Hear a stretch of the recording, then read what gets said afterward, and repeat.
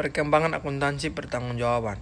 Akuntansi pertanggungjawaban yang diterapkan oleh suatu perusahaan harus disesuaikan dengan lingkungan yang dihadapi. Model akuntansi pertanggungjawaban berbasis fungsional menekankan kinerja keuangan suatu unit organisasi dan evaluasi serta memberi imbalan kinerja menggunakan standar berbasis keuangan yang statis. Oleh karena itu, maka perlu dikembangkan akuntansi pertanggungjawaban berbasis aktivitas. Akuntansi pertanggungjawaban berbasis aktivitas melakukan perubahan mendasar bagaimana tanggung jawab dibebankan, diukur dan dievaluasi. Perkembangan akuntansi pertanggungjawaban. Proses adalah bagaimana segala sesuatu dilakukan dalam organisasi. Akuntansi pertanggungjawaban berubah dari sistem satu dimensi menjadi sistem dua dimensi dan dari sistem pengadilan biaya menjadi sistem manajemen kinerja. Meskipun merupakan perubahan yang besar dan ke arah yang benar, pendekatan itu memiliki kelemahan. Kelemahan yang paling menonjol adalah upaya perbaikan berkelanjutan sering terfragmentasi karena tidak dikaitkan dengan visi dan strategi organisasi. Perusahaan membutuhkan perbaikan berkelanjutan yang terarah untuk memberikan arah bagi usaha perbaikan. Manajer harus menetapkan visi dan strategi organisasi dan mengidentifikasi tujuan, ukuran kinerja, dan inisiatif yang diperlukan untuk mencapainya. Oleh karena itu, para ahli sudah mengembangkan sistem akuntansi pertanggungjawaban berbasis strategis atau sistem manajemen kinerja berbasis strategis yang menerjemahkan strategi organisasi ke dalam berbagai tujuan dan ukuran operasional. Pembagian tanggung jawab. Sistem akuntansi pertanggungjawaban berbasis strategis menambahkan arah bagi usaha perbaikan dengan cara mengaitkan pertanggungjawaban dengan strategis perusahaan. Sistem tersebut mempertahankan perspektif proses dan keuangan yang sudah dikembangkan dalam pendekatan berbasis aktivitas. Selain itu, sistem tersebut menambahkan perspektif pelanggan serta pembelajaran dan pertumbuhan infrastruktur, sehingga perspektif pertanggungjawaban menjadi 4, meskipun dapat ditambahkan dengan perspektif lainnya, misalnya perspektif lingkungan. 4 perspektif tersebut penting untuk menciptakan keunggulan daya saing dan dapat digunakan oleh manajer untuk mengartikulasikan dan mengkomunikasikan visi dan strategi perusahaan. Nama saya Alberto de Freites, saya akan membicarakan tentang penentuan ukuran kinerja. Ukuran-ukuran kinerja yang digunakan oleh perusahaan harus saling berimbang dan dikaitkan dengan strategi organisasi. Ukuran berimbang berarti ukuran yang dipilih harus berimbang antara ukuran historis dalam kurung LAK dan ukuran prediktif LEAD, antara ukuran objektif dan ukuran subjektif, antara ukuran keuangan dan non-keuangan, dan antara ukuran eksternal dan ukuran internal. Ukuran LAK adalah ukuran yang menunjukkan hasil usaha yang sudah dilakukan, misalnya profitabilitas pelanggan. Ukuran LEAD dalam kurung pemicu kinerja adalah faktor yang menentukan kinerja di masa yang akan datang, dalam kurung misalnya jam pelatihan karyawan. Selanjutnya, pengukuran dan evaluasi kinerja. Evaluasi kinerja difokuskan pada perbaikan karakteristik proses, misalnya mengenai waktu, kualitas, dan efisiensi proses. Evaluasi kinerja dalam BSC sangat terkait dengan keefektifan dan kelayakan strategi organisasi. Berikutnya pemberian imbalan. Supaya sistem manajemen kinerja berhasil, sistem pemberian imbalan harus dikaitkan dengan ukuran kinerja. Sistem berbasis aktivitas dan strategis, keduanya menggunakan instrumen keuangan untuk memberikan kompensasi kepada individu yang mencapai tujuan kinerja yang ditargetkan. Perbedaan utama kedua sistem tersebut dengan pengendalian tradisional adalah imbalan tidak hanya didasarkan pada ukuran keuangan. Dalam BSC harus dipertimbangkan 4 dimensi kinerja, tidak hanya 2 dimensi seperti dalam sistem kinerja berbasis aktivitas. Organisasi tidak mungkin mendapat dukungan yang diperlukan terhadap ukuran-ukuran dalam BSC, kecuali kompensasi dikaitkan dengan ukuran-ukuran yang ada di dalamnya. Kedua sistem juga menghadapi masalah imbalan berdasar tim. Konsep dasar Balance Scorecard. BSC memungkinkan organisasi berfokus pada strategi dengan cara menerjemahkan strategi organisasi menjadi berbagai macam tujuan dan ukuran kinerja operasional dalam 4 perspektif. Yang pertama, perspektif keuangan, yang kedua perspektif pelanggan, yang ketiga perspektif proses, bisnis internal, dan perspektif pembelajaran dan pertumbuhan atau infrastruktur. BC merupakan cara yang efektif untuk mengimplementasikan dan mengelola strategi perusahaan. Perkenalkan, nama lengkap saya Anastasia Due. Di sini saya akan menjelaskan materi yang pertama, penerjemahan strategi. Penerjemahan strategi adalah pengidentifikasian dari penentuan hubungan yang diharapkan oleh manajemen di antara keempat perspektif. Penerjemahan strategi ada penentuan tujuan, ukuran, target, dan inisiatif untuk setiap perspektif. Yang pertama, perspektif tujuan dan ukuran keuangan. Perspektif keuangan menentukan tujuan kinerja keuangan jangka panjang dan jangka pendek sesuai dengan strategi organisasi dan menjelaskan konsekuensi ekonomi tindakan yang diambil dalam 3 perspektif lainnya. Oleh karena itu, tujuan dan ukuran perspektif lainnya harus dipilih yang dapat mendorong pencapaian hasil-hasil keuangan yang diinginkan. Perspektif keuangan mempunyai 3 tema strategi, yaitu yang pertama, pertumbuhan pendapatan. Pertumbuhan pendapatan dapat dicapai dengan beberapa cara dan tujuan strategis harus mencerminkan berbagai kemungkinan tersebut. Di antaranya adalah tujuan-tujuan berikut: meningkatkan jumlah produk baru, menciptakan aplikasi baru terhadap produk yang sudah ada, mengembangkan pelanggan dan pasar baru, serta menerapkan strategi penentuan harga jual yang baru. Yang kedua, pengurangan biaya. Contoh tujuan pengurangan biaya meliputi pengurangan biaya per unit produk, per pelanggan, atau persaluran distribusi. Ukuran yang tepat untuk berbagai tujuan pengurangan biaya tersebut adalah biaya per unit objek biaya. Yang ketiga, pemanfaatan aset. Perbaikan pemanfaatan aset merupakan tujuan yang utama. Ukuran keuangan pemanfaatan aset yang umum digunakan meliputi imbal hasil investasi dan nilai tambah ekonomi. Dan yang keempat, manajemen risiko.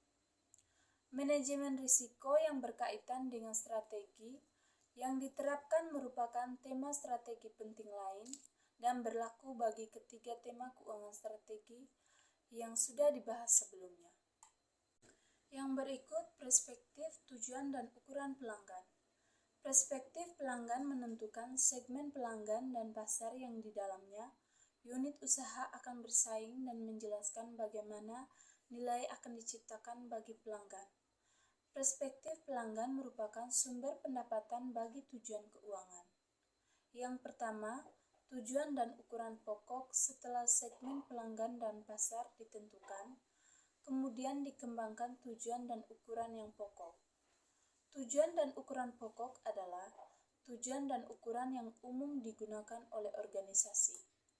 Terdapat 5 tujuan pokok, yaitu yang pertama, meningkatkan pangsa pasar. Yang berikut, pengomunikasian strategi. Setelah dikembangkan, tujuan dan ukuran merupakan cara untuk mengartikulasi dan mengomunikasikan strategi organisasi kepada seluruh karyawan dan manajer.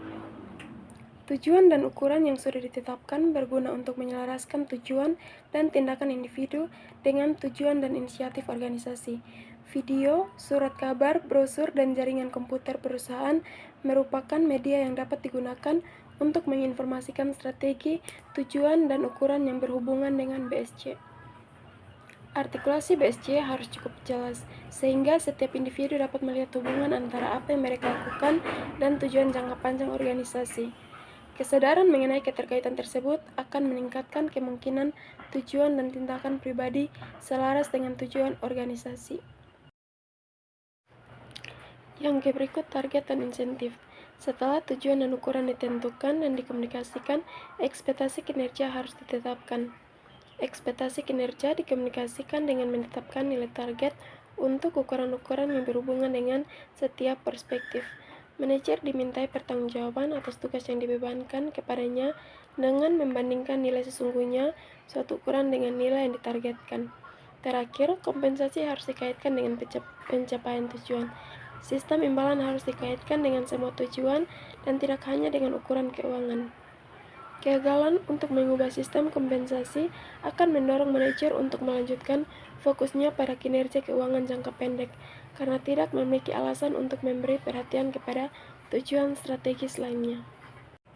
Perancangan program kompensasi insentif dengan banyak dimensi merupakan pekerjaan yang kompleks. Setelah ditentukan bonus total, bobot yang mencerminkan arti penting relatif setiap perspektif digunakan untuk menentukan persentase bonus. Distribusi uang bonus kepada berbagai perspektif dan ukuran adalah suatu hal, tetapi pembayaran kompensasi insentif tergantung pada kinerja. Nilai sesungguhnya suatu ukuran akan dibandingkan dengan nilai yang ditargetkan untuk periode tertentu. Kompensasi kemudian akan dibayar berdasarkan persentase pencapaian setiap tujuan. Yang berikut, alokasi sumber daya. Pencapaian target strategis mengharuskan sumber daya dialokasikan ke inisiatif strategis yang bersangkutan. Hal itu memerlukan 2 langkah mendasar. Yang pertama, organisasi harus memutuskan banyaknya target strategis yang akan dicapai pada tahun yang akan datang. Yang kedua, proses penganggaran operasional harus dirancang guna menyediakan sumber daya yang diperlukan untuk mencapai kemajuan jangka pendek sesuai peta strategi.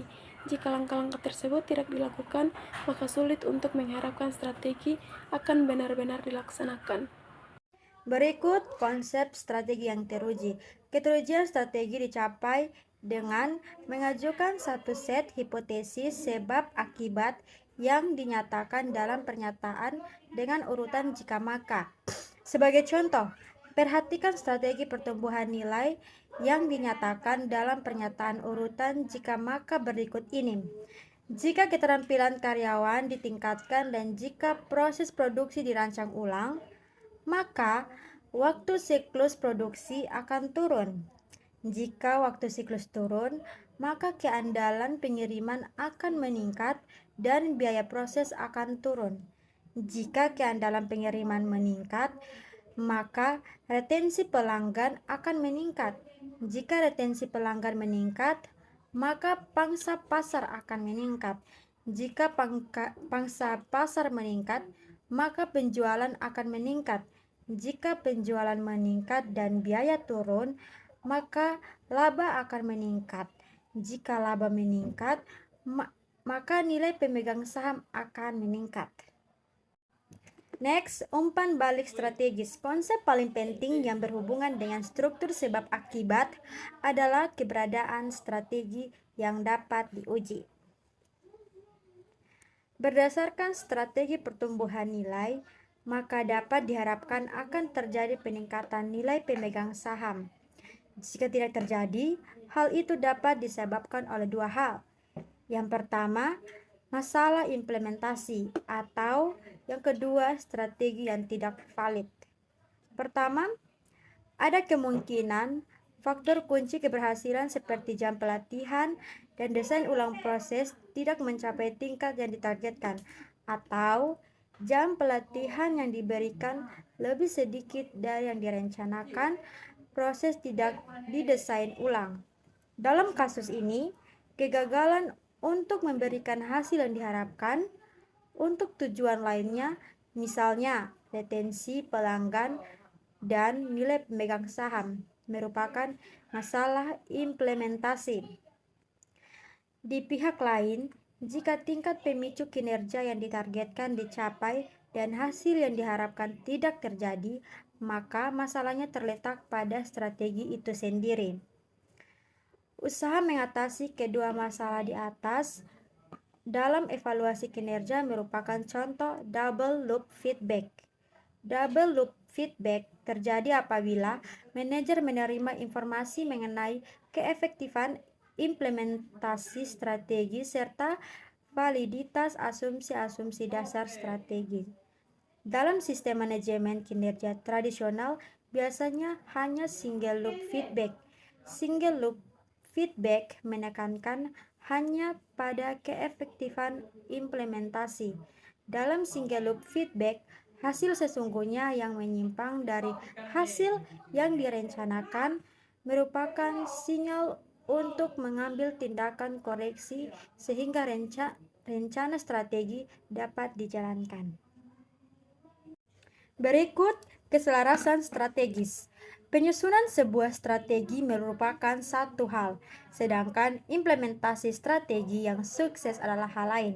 Supaya BSC berhasil, seluruh organisasi harus memiliki komitmen terhadap pencapaiannya. Karyawan harus mengetahui strategi sepenuhnya. Mereka harus ikut memiliki tujuan, ukuran, target, dan inisiatif. Insentif harus dirancang untuk mendukung strategi, dan sumber daya harus dialokasikan untuk mendukung strategi. Baik, perkenalkan, nama saya Nasaila Rohi. Saya sebagai pemateri kelima, saya akan memaparkan tentang perspektif tujuan dan ukuran pembelajaran dan pertumbuhan. Perspektif pembelajaran dan pertumbuhan menentukan kemampuan yang dibutuhkan perusahaan untuk menciptakan pertumbuhan dan perbaikan jangka panjang. Perspektif yang terakhir ini mencakup 3 faktor pemampu yang utama, yaitu kemampuan karyawan, kemampuan sistem informasi, dan sikap karyawan. Yang pertama, kemampuan karyawan. 3 ukuran kemampuan karyawan adalah peringkat kepuasan karyawan, presentase, perputaran karyawan, dan produktivitas karyawan. Yang kedua, motivasi, pemberdayaan, dan keselarasan. Karyawan tidak hanya perlu memiliki keterampilan yang diperlukan, tetapi mereka juga harus memiliki kebebasan, motivasi, dan inisiatif untuk menggunakan keterampilannya secara efisien. Selanjutnya, kemampuan sistem informasi. Peningkatan kemampuan sistem informasi berarti pemberian informasi yang lebih akurat dan tepat waktu kepada karyawan sehingga mereka dapat memperbaiki proses dan menjalankan proses baru secara efektif. Ukuran harus berkaitan dengan ketersediaan informasi strategis. Selanjutnya, pengaitan ukuran dengan strategi. BSI merupakan kumpulan ukuran kinerja penting yang memiliki karakteristik khusus. Pertama, ukuran kinerja diturunkan dari visi, strategi, dan tujuan perusahaan untuk mengaitkan ukuran dengan strategi. Maka ukuran tersebut harus diturunkan dari strategi. Kedua, ukuran kinerja harus dipilih sedemikian rupa sehingga ukuran tersebut berimbang antara ukuran lag dan lead. Ketiga, semua ukuran harus dikaitkan dalam hubungan sebab akibat. Selanjutnya, konsep strategi yang teruji. Persyaratan terakhir merupakan persyaratan yang paling penting. Hubungan sebab akibat digunakan untuk mengintegrasikan ukuran lead dan lag dan berperan sebagai mekanisme untuk menyatakan dan mengungkapkan strategi perusahaan. Ukuran hasil merupakan hal yang penting karena mengungkapkan apakah strategi sudah diterapkan secara berhasil dengan akibat ekonomi yang diharapkan. Ukuran lead diharapkan akan menyebabkan hasil.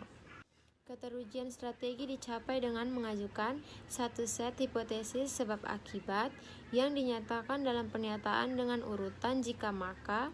Sebagai contoh, perhatikan strategi pertumbuhan nilai yang dinyatakan dalam pernyataan urutan sebagai berikut.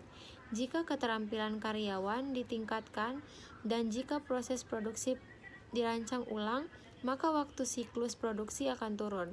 Jika waktu siklus turun, maka keandalan pengiriman akan meningkat dan biaya proses akan turun. Jika keandalan pengiriman meningkat, maka retensi pelanggan akan meningkat. Jika retensi pelanggan meningkat, maka pangsa pasar akan meningkat. Jika pangsa pasar meningkat, maka penjualan akan meningkat. Jika penjualan meningkat dan biaya turun, maka laba akan meningkat. Jika laba meningkat, maka nilai pemegang saham akan meningkat. Sekian dari saya.